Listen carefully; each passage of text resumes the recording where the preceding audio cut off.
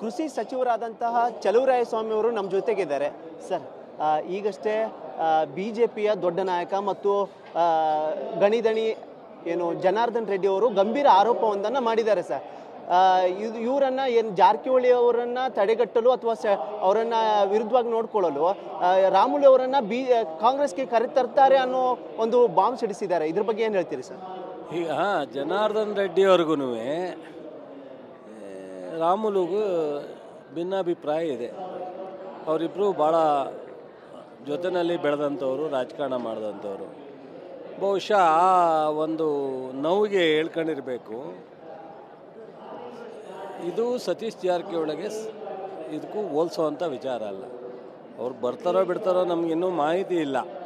ಮತ್ತು ಪಾರ್ಲಿಮೆಂಟಲ್ಲೇ ರಾಮುಲು ಅವರು ಬರ್ತೀನಿ ಅಂತೇಳಿ ಅದು ಸ್ಟಾಪ್ ಆಗಿತ್ತು. ಬಹುಶಃ ಜನಾರ್ದನ್ ರೆಡ್ಡಿಯವರು ಇನ್ನೂ ಮೆಂಬರ್ ಬಿ ಜೆ ಪಿಗೆ, ನಾಟೇ ಬಿ ಜೆ ಪಿಯ ಒರಿಜಿನಲ್ಲಿ ಶಾಸಕಾಂಗ ಪಕ್ಷದಲ್ಲಿ ಇಲ್ಲ ಅವರು. ಸೊ ಅವ್ರ ವೈಯಕ್ತಿಕ ಇದಕ್ಕೋಸ್ಕರ ಅವ್ರು ಈ ಥರ ಮಾತನಾಡ್ತಾ ಇದ್ದಾರೆ.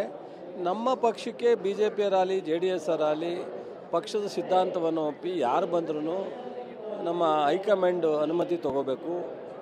ಸಿದ್ದರಾಮಯ್ಯನವರು ಡಿ ಕೆ ಅವರು ರಾಜ್ಯದಲ್ಲಿ ಒಪ್ಪಬೇಕು. ಖರ್ಗೆ ಅವರು ನಮ್ಮ ರಾಜ್ಯದಲ್ಲೇ ಅಧ್ಯಕ್ಷರಾಗಿರೋದ್ರಿಂದ ಅವರು ಒಪ್ಪಬೇಕು ಮಾಡಿ ಪ್ರೊಸೀಜರ್ ಇರುತ್ತೆ. ಅದನ್ನು ಏನು ನಮ್ಮ ಪಕ್ಷ ನಿರ್ಧಾರ ಮಾಡುತ್ತೆ ಅದು. ಬಟ್ ಆದರೆ ಅವರು ಹೇಳಿರ್ತಕ್ಕಂಥ ಹೇಳಿಕೆಗೆ ಇದು ಸಂಬಂಧ ಇಲ್ಲದೆ ಇರತಕ್ಕಂಥ ವಿಚಾರ. ಮತ್ತು ಸತೀಶ್ ಜಾರಕಿಹೊಳಿಯವರು ಈ ರಾಮುಲು ಅಂತವ್ರು ಯಾರು ಬಂದ್ರೂ ಅವ್ರದ್ದೇನು ಡಿಸ್ಟರ್ಬ್ ಆಗುವಂಥದ್ದು, ಅವ್ರಿಗೇನು ಅವ್ರ ವ್ಯಕ್ತಿತ್ವಕ್ಕೆ ಧಕ್ಕೆ ಆಗುವಂಥ ಪ್ರಶ್ನೆ ಉದ್ಭವ ಆಗಲ್ಲ.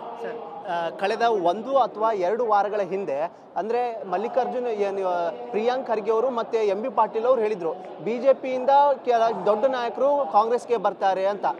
ಅವ್ರು ಹೇಳಿ 1 ಅಥವಾ 2 ವಾರಗಳ ಮಧ್ಯೆ ಇವಾಗ ಜನಾರ್ದನ್ ರೆಡ್ಡಿ ಅವರು ಈ ರೀತಿ ಹೇಳಿದ್ದು ಯಾವ ರೀತಿ ಅಂದರೆ ಏನು ಒಂದು ಕ್ಲೂ ಕೊಡ್ತಾ ಇದ್ದೀರಾ ಅಂತ?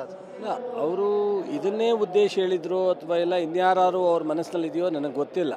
ಈ ವಿಚಾರ ನನಗೆ ಚರ್ಚೆ ಆಗದೆ ಇರೋದ್ರಿಂದ ನಾನು ಕರೆಕ್ಟಾಗಿ ಹೇಳಲಿಕ್ಕಾಗಲ್ಲ. ಮತ್ತು ಆದರೆ ರಾಮುಲುದು ಭಾಳ ದಿವಸದಿಂದನೇ ಇದೆ. ರಾಮುಲು ಹೊಸ ಪ್ರಕ್ರಿಯೆ ಏನಲ್ಲ, ಭಾಳ ದಿವಸದಿಂದನೇ ಬರಲಿಕ್ಕೆ ಅವರು 2-3 ಬಾರಿ ಪ್ರಯತ್ನ ಮಾಡಿದ್ದಾರೆ. ಬರ್ಬೋದು ಅಥವಾ ಇಲ್ಲ ಅವ್ರಿಗೆ ಒತ್ತಡದಿಂದ ಅಲ್ಲೇ ನಿಲ್ಲಬಹುದು. ಅದು ಅವ್ರಿಗೆ ಬಿಟ್ಟು ವಿಚಾರ. ಬಂದರೆ ಸ್ವಾಗತ, ಬರದೇ ಇದ್ದರೆ ಬೇಜಾರಿಲ್ಲ.